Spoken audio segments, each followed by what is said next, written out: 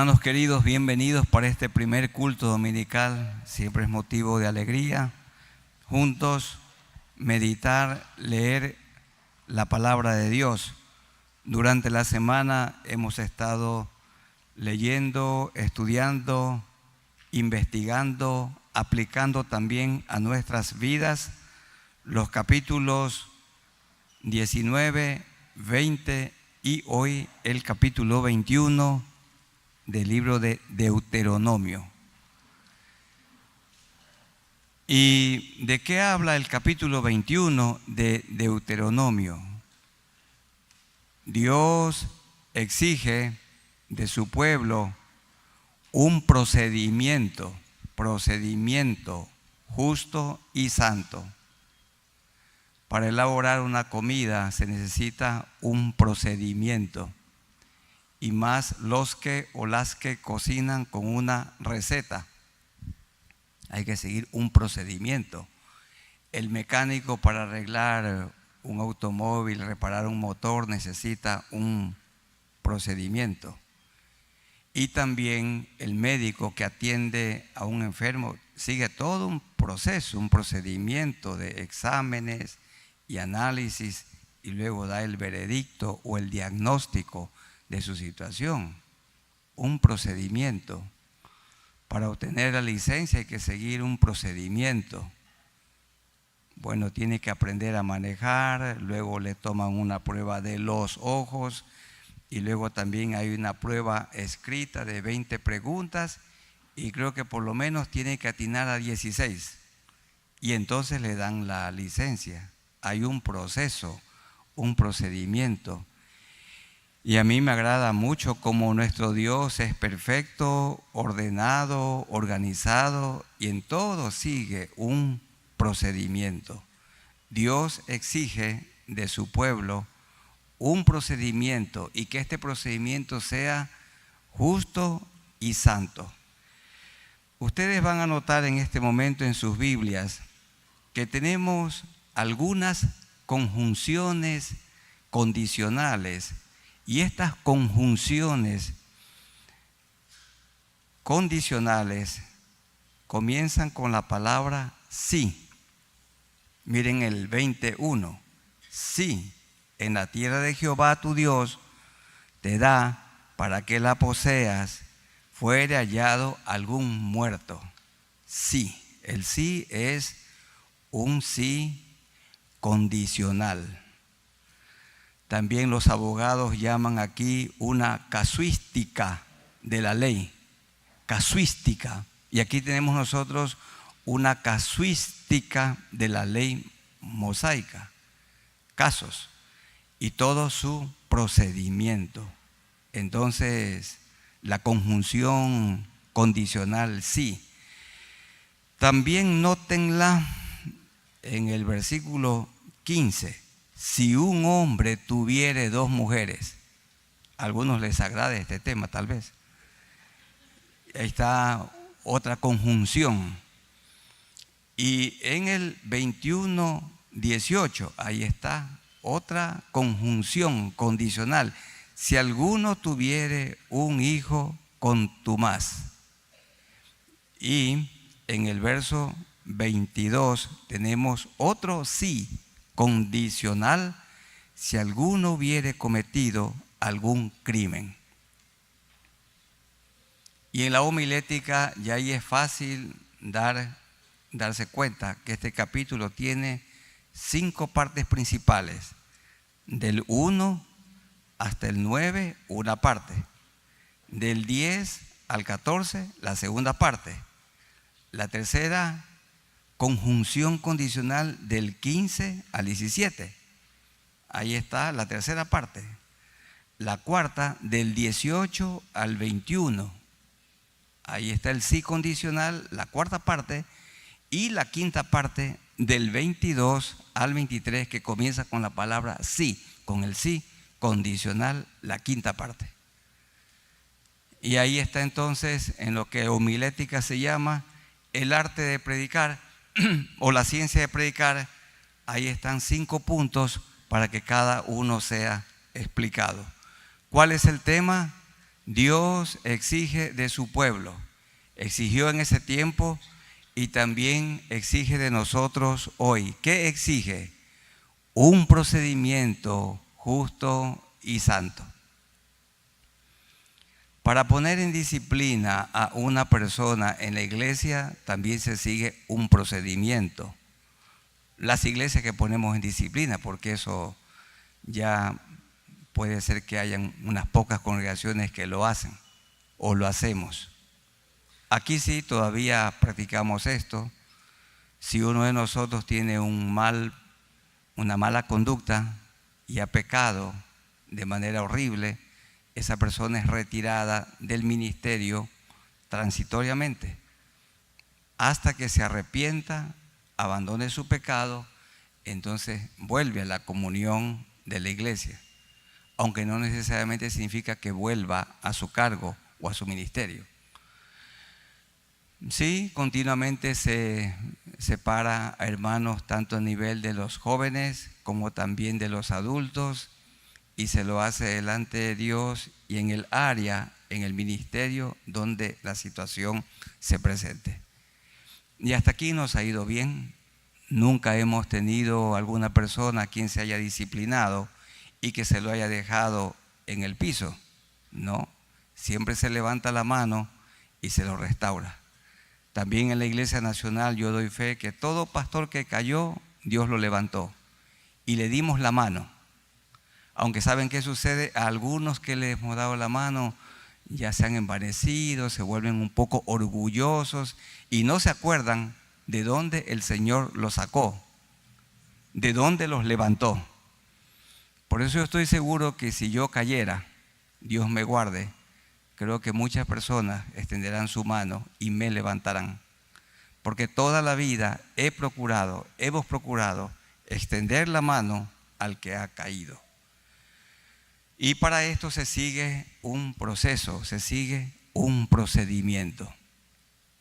Hoy es un día especial en la vida republicana de nuestro país.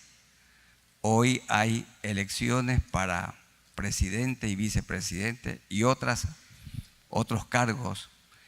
Y debemos tener sabiduría. Se ha seguido todo un proceso del que ustedes y yo hemos sido parte.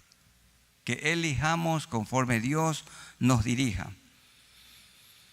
Bien, veamos el primer procedimiento que se debía seguir, y hoy también, para el asesinato cuyo autor se desconoce.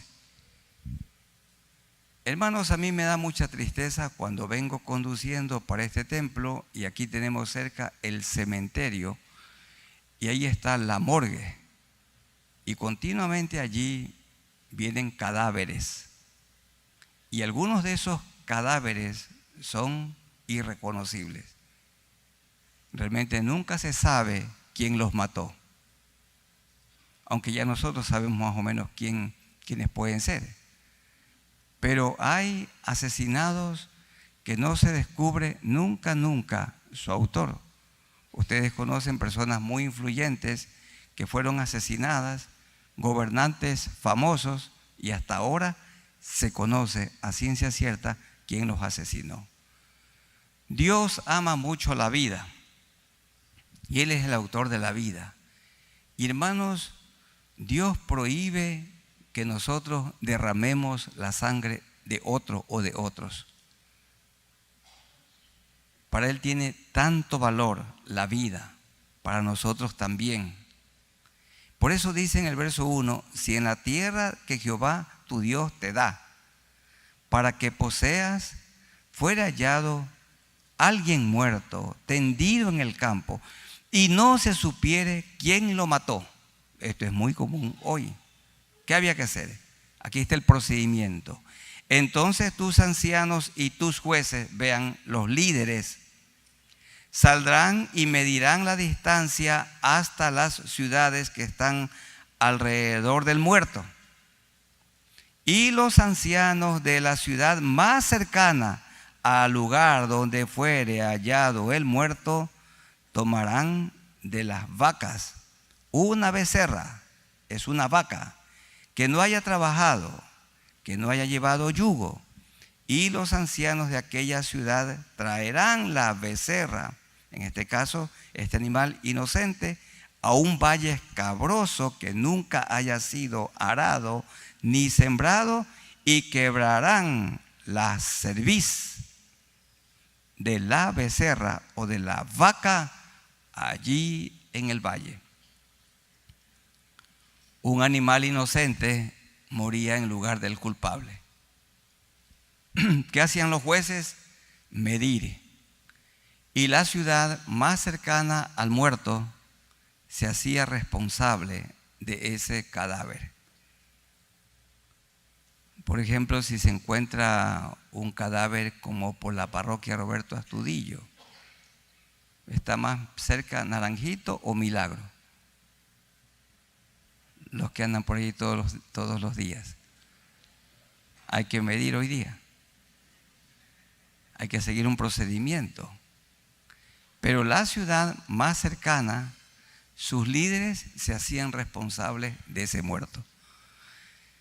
Y hermanos, alrededor de esta ciudad y en la misma ciudad, ¿cuánta gente hay tendida por allí y ha quedado muerta?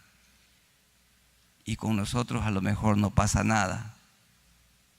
Pero yo quiero decir en este momento, en esta mañana, Dios sí nos hace responsables de la muerte, del asesinato de esa persona cuyo autor se desconoce.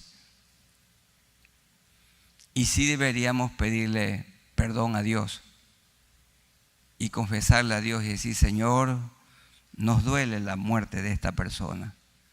A lo mejor la conocíamos, no se conoce quién lo mató, quién lo asesinó, pero esto te entristece a ti y también nos entristece a nosotros. Una cosa mala que puede estar pasando dentro de nosotros es ya no entristecernos por tantas personas que mueren. Miren el procedimiento que se seguía. Llevaban a esa vaca a un lugar escabroso y allí la mataban. La vaca inocente moría en lugar del culpable asesino que no se lo conocía. Y a lo mejor que nunca era descubierto. Dice el verso 5: entonces vendrán los sacerdotes hijos de Leví, porque a ellos escogió Jehová tu Dios para que les sirvan y para bendecir en el nombre de Jehová, y por la palabra de ellos se decidirá toda disputa y toda ofensa. Ellos eran consejeros, ellos son los que enseñaban la palabra de Dios, la aplicaban, la explicaban. Y todos los ancianos de la ciudad cercana al lugar donde fuere hallado el muerto lavarán sus manos sobre la becerra cuya cerviz fue quebrada en el valle. Lavarse las manos implicaba: nosotros no lo asesinamos. Eso fue lo que dijo Poncio Pilato. Pero lamentablemente Poncio Pilato sí lo asesinó. Él ordenó que sea ejecutado. Se lavó las manos en vano. Pero aquí los líderes debían lavarse las manos diciendo: Señor, nosotros no lo hemos muerto, pero nos hacemos corresponsables.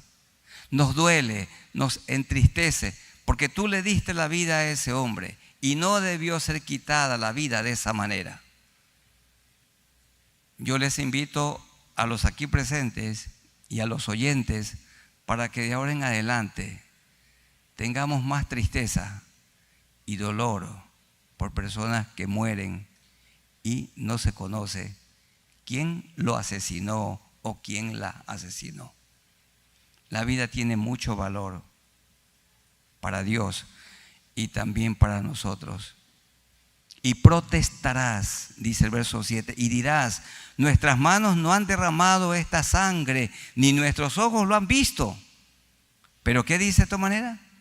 Perdona a tu pueblo Israel, al cual redimiste, oh Jehová, y no culpes de sangre inocente a tu pueblo Israel, y la sangre les será perdonada. Entonces deberíamos orar a Dios y decir: Señor, nosotros como ciudadanos no hemos dado muerte a ese hombre o a esa mujer. Perdona a quien hizo eso, pero nos entristece. Y no venga un juicio tuyo contra nosotros por estas personas que mueren. Y tú quitarás, dice, cuando hacemos eso, quitarás la culpa de la sangre inocente de en medio de ti. ¿Cuándo? Cuando hicieres lo que es recto ante los ojos de Jehová. Dios nos dice, nos recuerda que somos corresponsables. Y hay un himno muy directo que cantamos en esta iglesia y el que terminamos de cantar también, que hay que venir con un diccionario para ir buscando el significado de las palabras. Pero dice: tú serás responsable de su alma. Si sientes compasión de tus amigos, entonces háblales de tu Señor, predícales el Evangelio, háblales de Cristo, cuenta a tus amigos lo que tu Salvador hizo por ti, testifica. Y luego dice: si no le hablas, tú serás responsable de su alma. Hermanos, si en este día muere algún vecino suyo y usted nunca le habló, permítame decirle, usted responde por su alma, del vecino. ¿Por qué no le predicó? ¿Por qué no lo habló? No le habló. ¿Cuántos años viviendo allí, los vecinos junto a nosotros, a nuestro lado, en la parte posterior, y callamos y guardamos silencio? Ustedes son responsables y yo también. Somos responsables de las personas con quienes entramos en contacto y no les predicamos el Evangelio. ¿Y saben por qué no les predicamos el Evangelio? Porque nuestra vida no suele ser una vida abundante. Y como en nuestra vida no hay el gozo, la alegría de la salvación, no hay nada que compartir, porque la abundancia del corazón habla la boca. Dice el verso 9: y tú quitarás la culpa de la sangre inocente, de esa persona que fue hallada muerta y cuyo autor se desconocía, hoy se desconoce. Ahí está la primera casuística. La segunda, el segundo procedimiento. ¿Cuál es el segundo procedimiento? Para tomar una esposa de los pueblos conquistados. Hermanos, hay que seguir fielmente los estudios bíblicos. El del día viernes, la explicación del capítulo 20, nos decía que los pueblos nombrados son los que debían ser exterminados. Y los pueblos nombrados están en el capítulo 7 de Deuteronomio, el versículo 1. Busquen un momentito para repasar esto. Estas son las naciones que Dios ordenó exterminio total, pero no las naciones lejanas, los países lejanos no. Ellos podían arrepentirse, ellos podían humillarse, e Israel podía perdonarlos. Dice 7:1, los que debían ser destruidos, ¿quiénes son? Al Eteo, al Gergeseo, al Amorreo, al Cananeo, al Fereceo, al Ebeo y al Jebuseo. Allí dice el 2, y Jehová tu Dios las haya entregado delante de ti y las haya derrotado, las destruirás del todo. Del todo, a esas 7 naciones, que ya en el capítulo 20, el verso 17, solo se nombra a 6, no están allí los gergeseos. Pero ¿qué se decía de esas naciones? Esas naciones tenían que ser destruidas, pero no las lejanas. En los versículos 10 en adelante del capítulo 20, dice el verso 15, así harás a todas las ciudades que estén muy lejos de ti, que no sean de las ciudades de las 7 de estas naciones. Dice el verso 10, cuando te acerques a una ciudad para combatir a las que estaban lejanas, le intimarás la paz, es decir, le propondrás la paz. Y si respondiere, queremos paz con ustedes, y te abriere las puertas, todo el pueblo que en ella fuere hallado no será muerto, será tributario y te servirá. Mas si no hiciere paz contigo, allí sí espada. Todo un proceso, todo un procedimiento, porque Dios es justo. Hermanos, hemos estudiado que Dios le prometió a Israel 77,000 kilómetros cuadrados y solamente 777,000 kilómetros cuadrados, y solo conquistaron el 10%, 77,000. Pero Dios les prometió 777,000 kilómetros y conquistaron el 10%. Así también, Dios nos ha dado muchas promesas, miles de promesas, y nos aferramos a unas pocas, o por pereza, o por negligencia, o por desconocimiento. No hacemos uso de las promesas que Él nos ha dado. Así también Israel. Tenían un enorme territorio que conquistar, pero solo conquistaron una parte. Y hay personas que viven con lo limitado. Dios les dio la oportunidad del ensanchamiento. ¿Se acuerdan que eso hemos hablado? De comprar otro solar, otra finca, otra tienda. Pero cuando tuvieron no lo hicieron. ¿Por qué no invirtieron? Hubieran invertido en un terreno y ahora lo vendieran y tuvieran para que sus hijos estudien, lo vendieran y tuvieran para la vejez, para vivir dignamente, para hacerse atender de los médicos. Pero cuando hubo oportunidad lo gastaron todo y no ahorraron. Como no ahorraron, ahora están ahogados, porque no ahorraron. Hermanos, en estos días que ha habido unos buenos precios de los productos en la agricultura, ahorren. Denle a Dios la parte de Dios, pero ahorren. Dice, para los momentos difíciles, como hizo José. En la abundancia guardó para la escasez, porque venían 7 años de escasez y hubo años de abundancia. El año 2024 en la agricultura ha sido un año de escasez o abundancia. Abundancia. Y algunos siguen con lo mismo. No guardaron nada.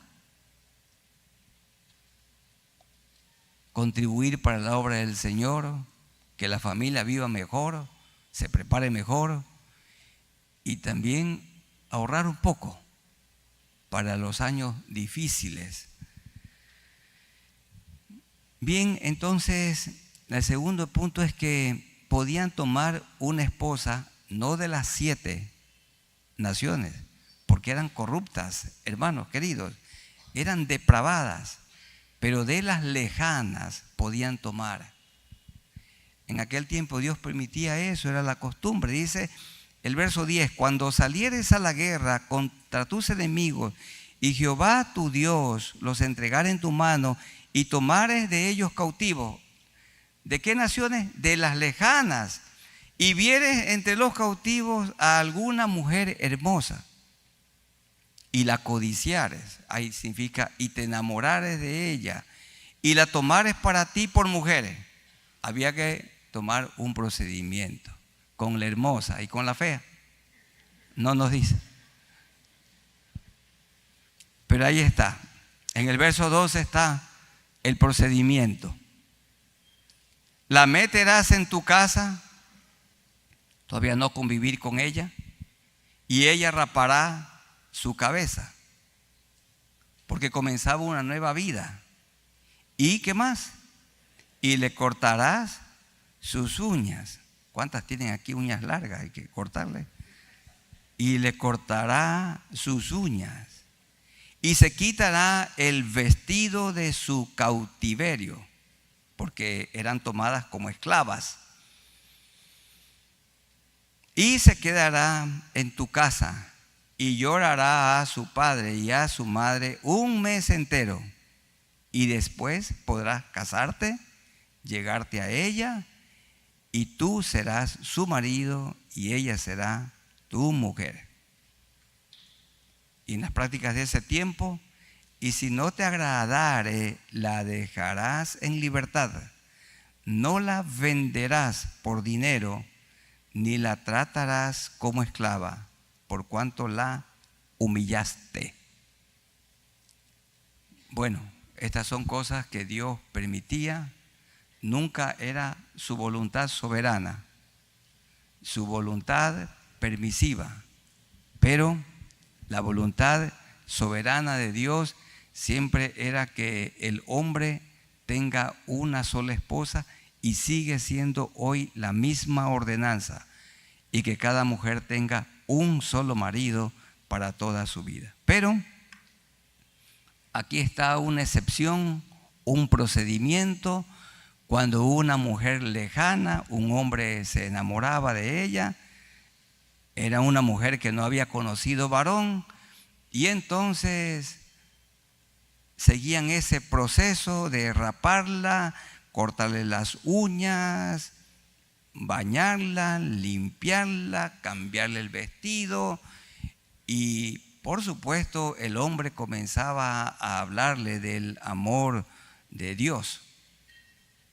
Entonces alguna chica puede decir: está bien con el hombre con el que yo estoy saliendo, no conoce a Dios. Eso no avala para nada ese pensamiento. La palabra de Dios simplemente dice que la luz y las tinieblas, imposible que se junten.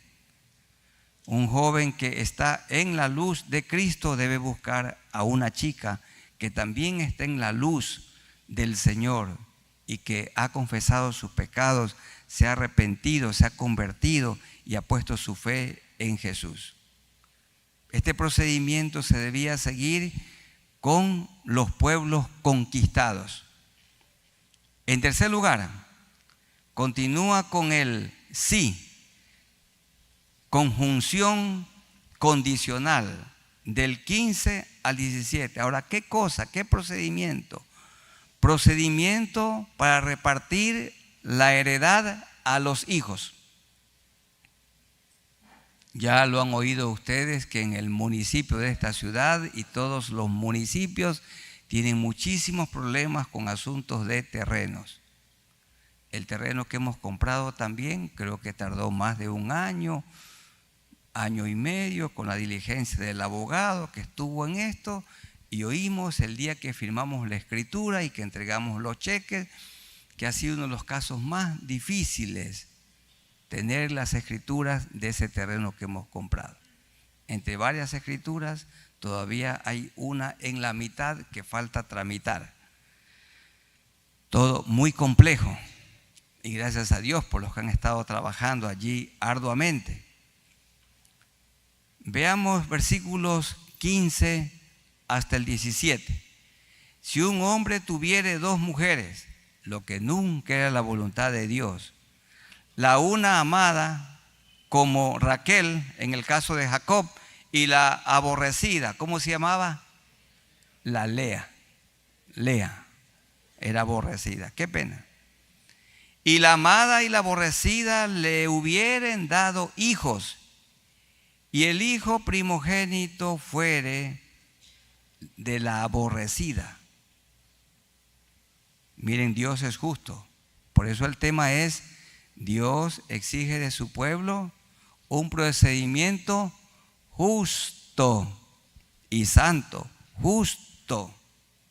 Dice el verso 16: en el día que hiciere heredar a sus hijos lo que tuviere, es decir, cuando llegue el momento de repartir la herencia, no podrá dar el derecho de primogenitura al hijo de la amada con preferencia al hijo de la aborrecida, que es el primogénito. ¿Cómo se llama esto? Justicia. Hermanos, Dios es justo. En ese tiempo al hijo primogénito se le daba el doble de la herencia. Esto funcionaba así: si un padre tenía 5 hijos y 50 hectáreas de terreno, ¿Cuánto le correspondía al primogénito? 25 hectáreas. Y las otras 25 la podía repartir para los 4. Eso era lo justo. Hoy, ¿cómo es? 50 hectáreas, son 5 hijos. ¿Cuánto para cada uno? 10. Exacto. Hermano, no midiendo el ancho, no, tiene que ser por metros cuadrados. ¿Cuánto tiene una hectárea? 10.000 metros cuadrados.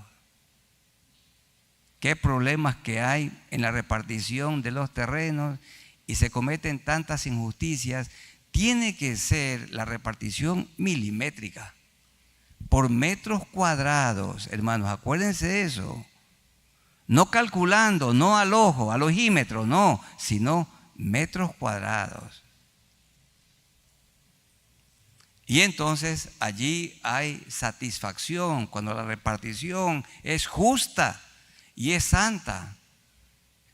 Hermanos, antes de morir hay que repartir. Otra vez, antes de morir hay que repartir.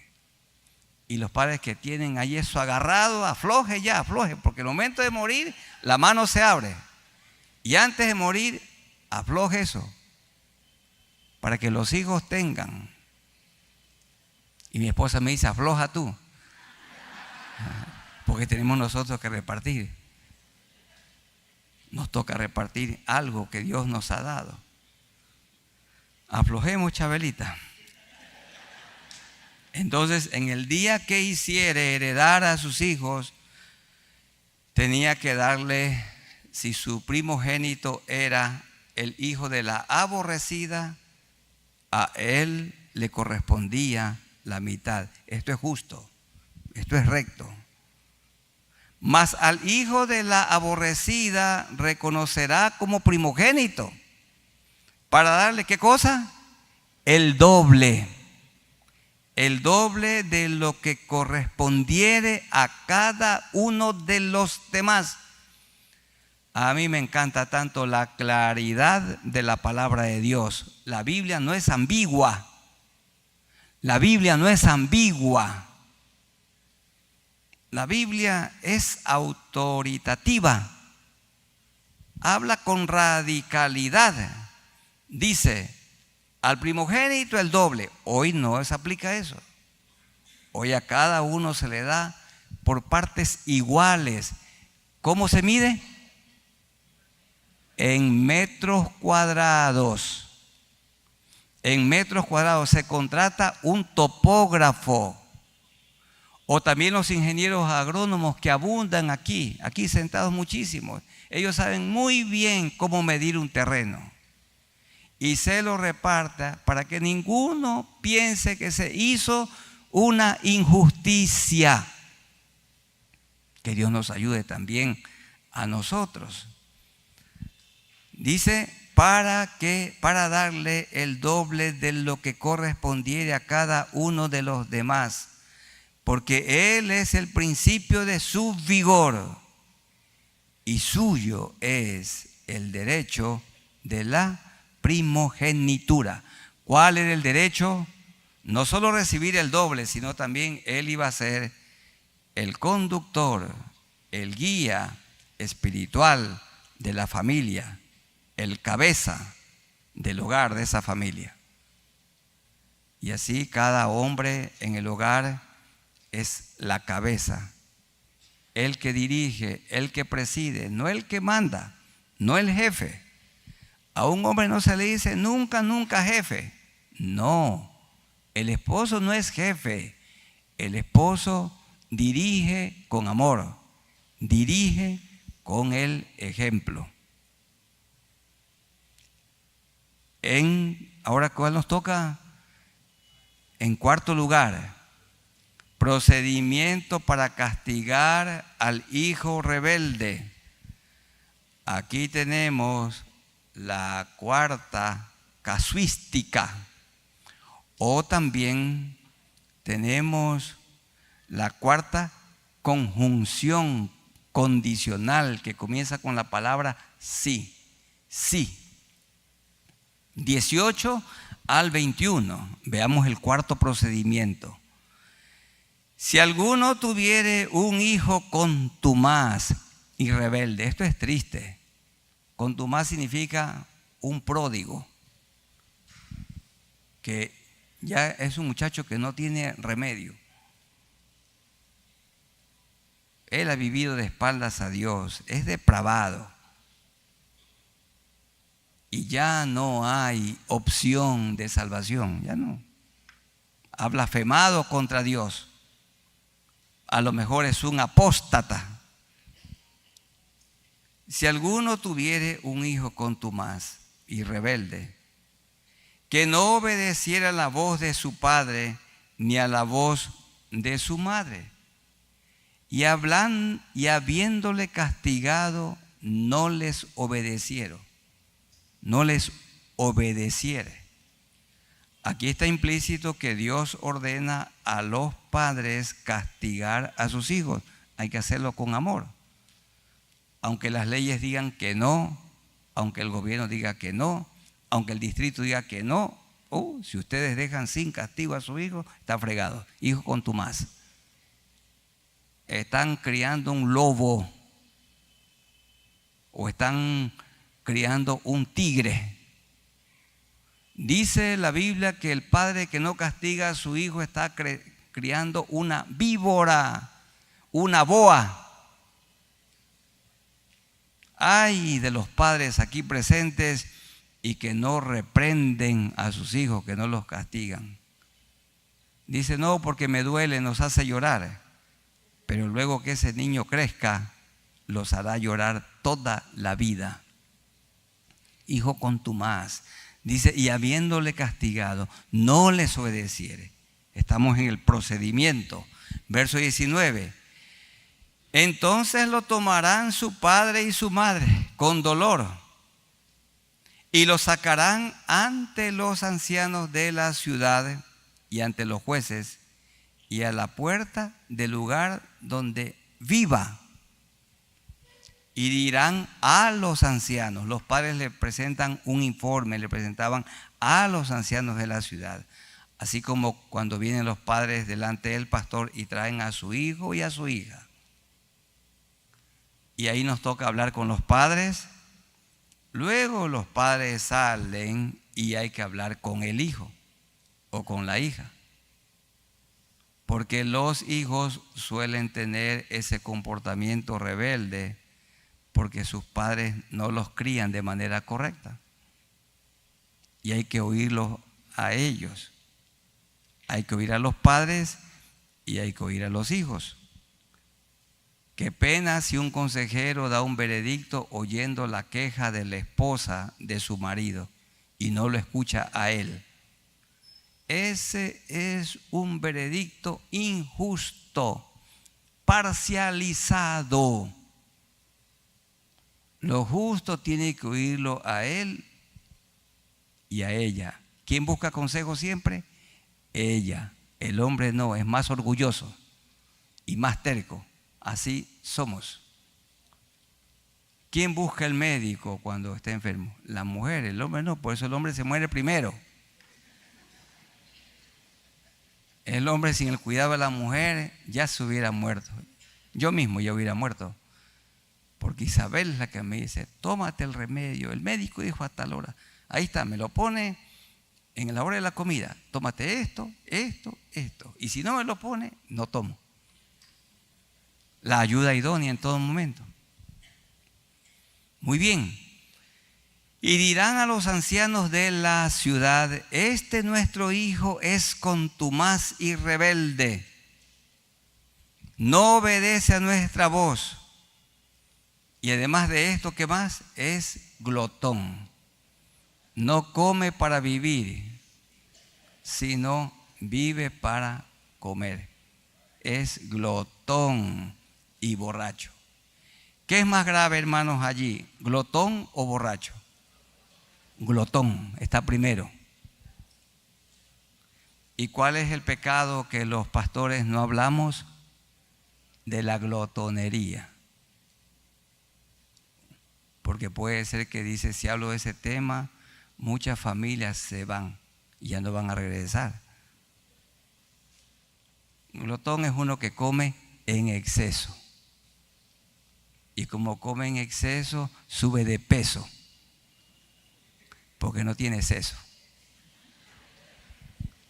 Se come en exceso. Yo contaba ayer, hubo un matrimonio muy lindo y hubo una ocasión cuando el anillo de matrimonio no me quería entrar. Yo le digo, Chabelita, voy a tener que mandarme a hacer otro anillo. No, me dijo, tienes que bajar de peso. El dedo se te ha engordado. Así que nos compramos una máquina y ahí estamos.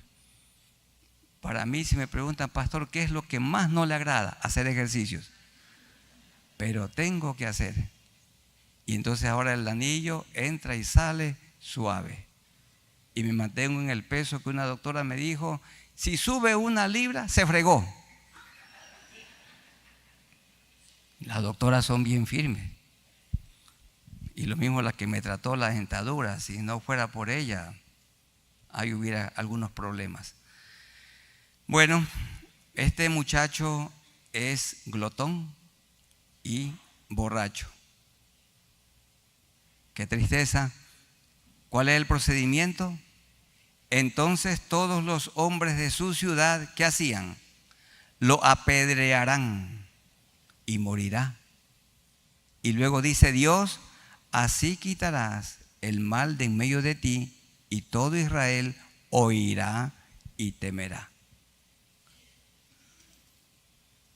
Estudiando este pasaje con los maestros en el seminario, ellos decían que pocos fueron los casos en el antiguo Israel, porque los hijos tomaron escarmiento, tenían mucho temor. Hoy no se aplica esto, pero en aquel tiempo sí se aplicaba. Y por esta razón los hijos tenían temor de Dios y también temor de sus padres y procuraban obedecer. Hijos queridos aquí presentes, obedezcan a sus padres. Es el primer mandamiento con promesa para que les vaya bien y tengan larga vida aquí en la tierra. Obedézcanlos, aunque su papá y su mamá no hayan cumplido con su rol como madre, como padre, pero con todo hay que amarlos y hay que obedecerlos. Y el último procedimiento para castigar a los criminales. Si alguno hubiere cometido, ahí está la conjunción, verso 22, si alguno hubiere cometido algún crimen digno de muerte y lo hicieres morir, y muerto, ya muerto, no era como la cruz romana, que lo crucificaban vivo y moría colgado. Acá no, acá era, y muerto lo colgareis en un árbol. Esta era la costumbre. ¿Para qué colgaban al muerto en un árbol? 2 motivos. Que la familia sienta vergüenza y que el pueblo tome escarmiento por escarmiento. Imagínense esas personas que asesinan y que son conocidos con nombre y apellido, y si de repente amanecieran, si los matan y los cuelgan en un árbol, eso tomarían gran temor las personas que andan robando y asesinando. Pero bueno, ellos entran a la cárcel, dan un paseo y salen. Eso, la situación es muy delicada la que vivimos. Lo dice, primero lo hacían morir y lo colgaban en un madero. Esta es una figura de nuestro bendito Señor Jesucristo. Él no fue colgado en el madero ya muerto. Él fue crucificado vivo. Entregó su vida voluntariamente. Y la orden era, no dejaréis que su cuerpo pase la noche sobre el madero, porque esto era vil. Sin falta lo enterrarás el mismo día. Dios quería que aún al muerto se lo trate con dignidad. Y por la dignidad que merece toda persona, toda familia, se le compra un cajón, se lo pone allí, al muerto se lo lava bien, algunos lo maquillan y lo dejan más simpático que cuando estaba vivo. Y hay personas dedicadas a eso. Y también se lo vela en un lugar y se le pone flores y todo eso. Y también algunas palabras allí. Bueno, eso tiene que ver con la dignidad. Dios dice, porque maldito por Dios es el colgado, y no contaminarás tu tierra que Jehová tu Dios te da. Cuando Moisés escribió esto, ¿él estaría pensando en nuestro bendito Señor Jesucristo? A lo mejor no. Pero sí sabía él que vendría un Mesías. Y vamos a leer dos versículos, hermanos. Segunda a los Corintios 5:17. Segunda a los Corintios 5:17. Y también el 21. De modo que si alguno está en Cristo, nueva criatura es. Las cosas viejas pasaron, he aquí todas son hechas nuevas. 21. Al que no conoció pecado, ¿quién? Cristo. Por nosotros lo hizo pecado,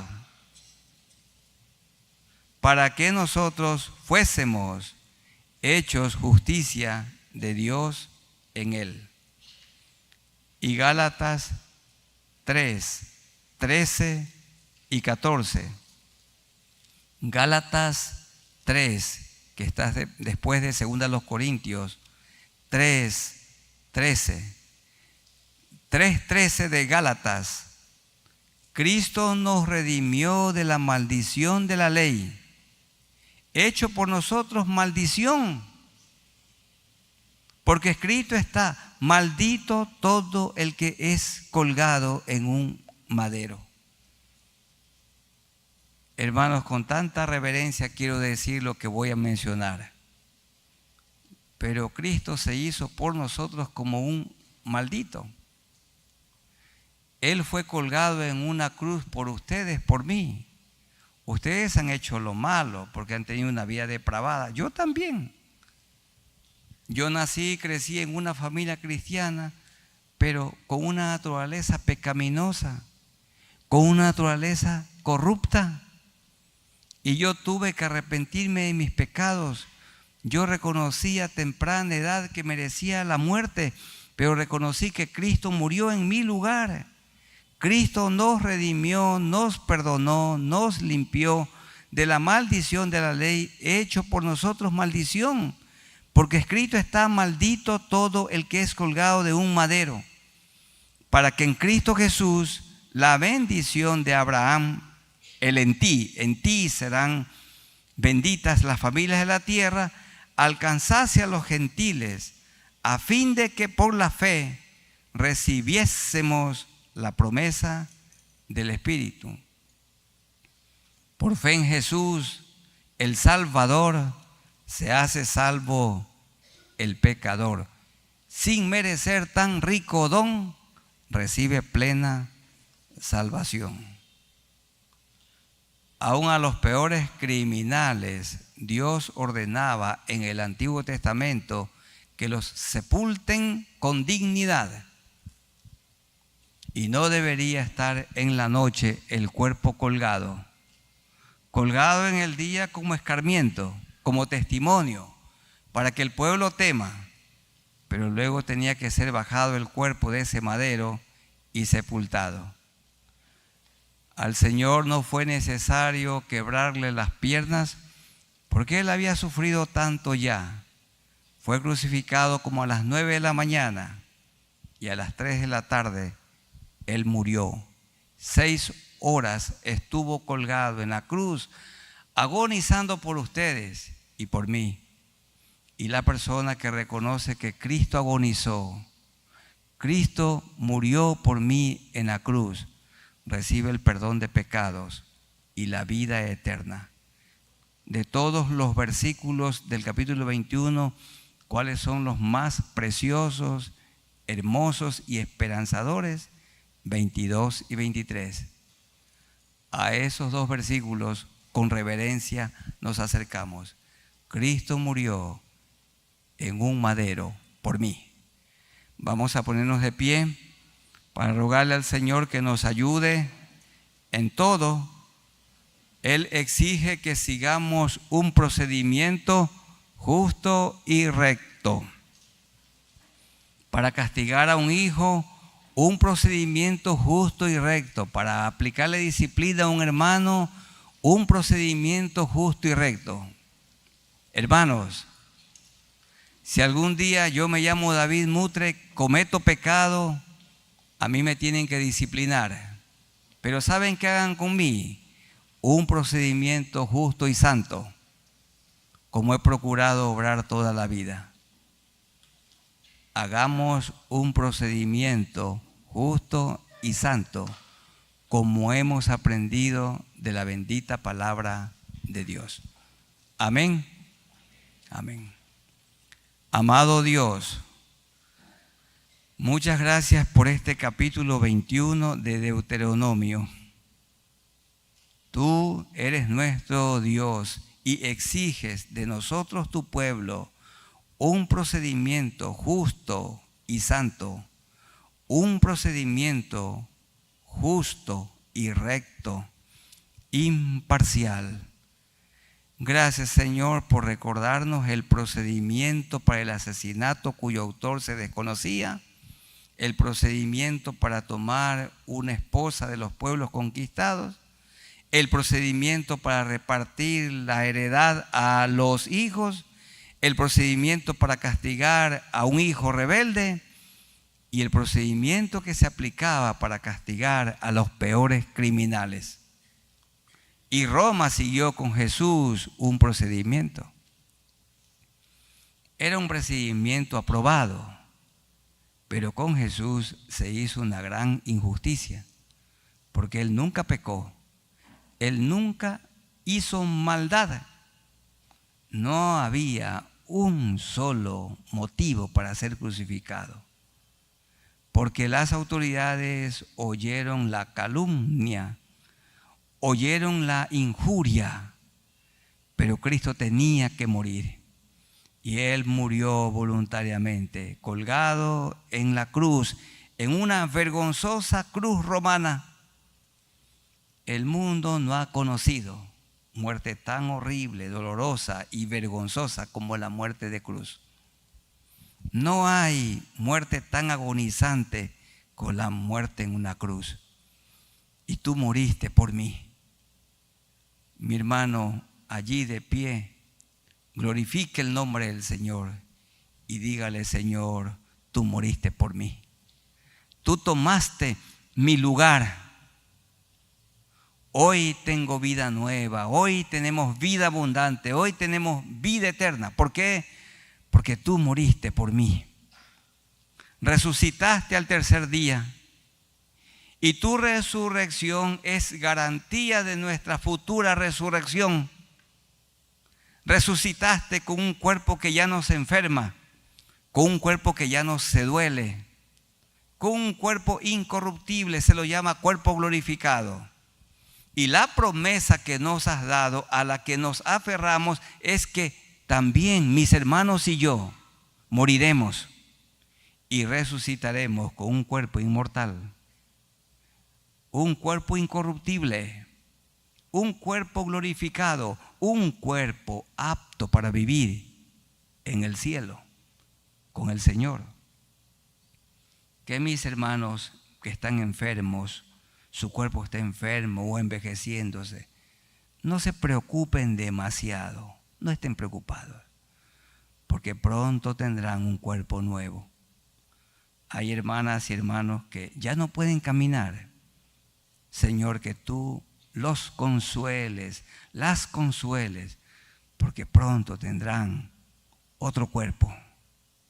Los que ya no pueden ver con claridad tendrán otros ojos, otro corazón, otros huesos, órganos nuevos, ya incorruptibles. Oh Dios, a veces nos aferramos tanto a las cosas de esta tierra. Aquí no vamos a vivir mucho tiempo, pero vamos a vivir con toda la eternidad, por toda la eternidad contigo. Y no nos separaremos de ti jamás. Ayúdanos, Señor, aquí a amarnos, a perdonarnos unos a otros. Gracias, Señor, por tu palabra que nos da esperanza. Animados estamos a hacer lo justo y recto, seguir en todo procedimientos que te agradan a ti. Hay aquí amigos de pie que no conocen al Señor, o los que están conectados, díganle: Señor, yo me arrepiento de todos mis pecados. Yo reconozco que merezco la muerte, pero he oído en este momento que tú moriste en la cruz por mí. Perdóname. Lávame con tu sangre preciosa y dame la vida nueva. Dame una vida nueva desde este momento. Pongo mi confianza, mi fe en ti, en el nombre de Jesús. Ayúdanos, Señor, para que juntos avancemos hasta la meta. ¿Cuál es? Estar contigo, reunidos en gloria por toda la eternidad. Esto te pedimos en el nombre de nuestro Señor Jesucristo. Amén. Tomen asiento, hermanos, y a los que se han conectado con nosotros por las redes sociales, que Dios les bendiga y les damos un abrazo en el amor de Jesucristo a todos ustedes. Dios les bendiga.